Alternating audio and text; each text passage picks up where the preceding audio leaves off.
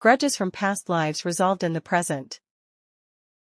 There was once a young man who worked tirelessly on his farm and managed the household alone after his father's death.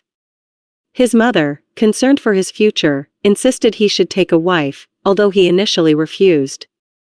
Eventually, he agreed, but only if his mother went to the family he chose for the marriage. After the wedding, however, his new wife proved to be barren.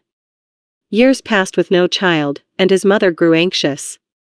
She urged her son to take a second wife to secure the family line. Reluctantly, he consented. Upon hearing this, the barren wife, fearing she would be cast aside if the new wife bore a child, took matters into her own hands. She personally selected a young woman for her husband, but with a sinister plan. She made the concubine promise to inform her as soon as she became pregnant. The concubine, unaware of her intentions, obeyed.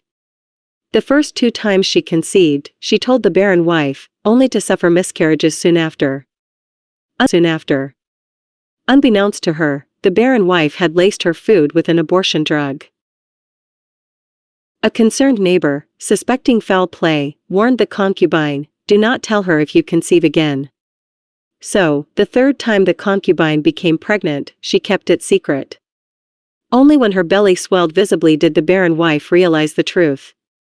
By then, the baby was too far along for the drug to work. Instead of a safe delivery, the child became lodged in the birth canal. The concubine writhed in agony until, with her dying breath, she uttered a terrible curse, "In my next life, may I become an ogress and devour the children of the woman who killed me." Her vengeful wish was so powerful that she was reborn as a cat. When the husband discovered his first wife's treachery, rage consumed him. He beat her to death, and she, in turn, reincarnated as a hen. The hen laid eggs thrice, and each time, the cat devoured them, eventually eating the hen herself. With her dying breath, the hen cursed the cat, vowing revenge in her next life. The barren wife was reborn as a leopardess, and the concubine, once a cat, as a doe. The leopardess hunted the doe and her fawn, and in her final moments, the doe repeated the same curse, perpetuating their cycle of vengeance. Once more, the curse took hold.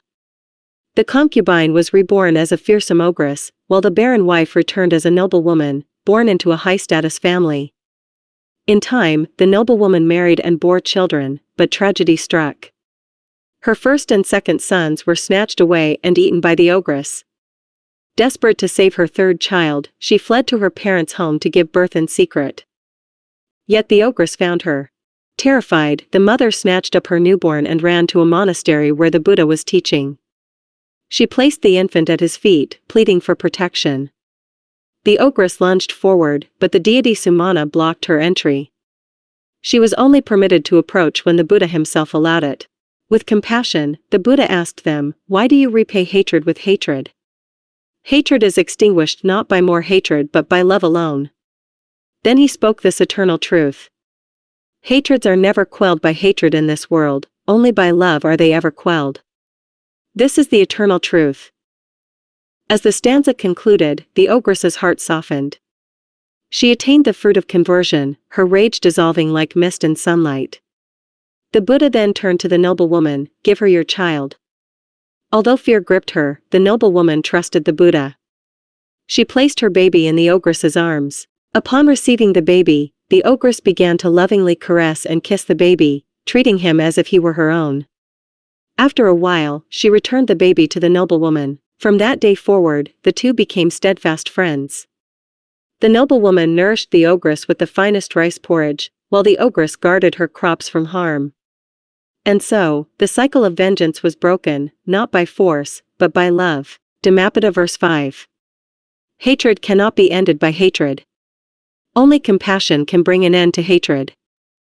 This is an eternal and unchanging ancient principle.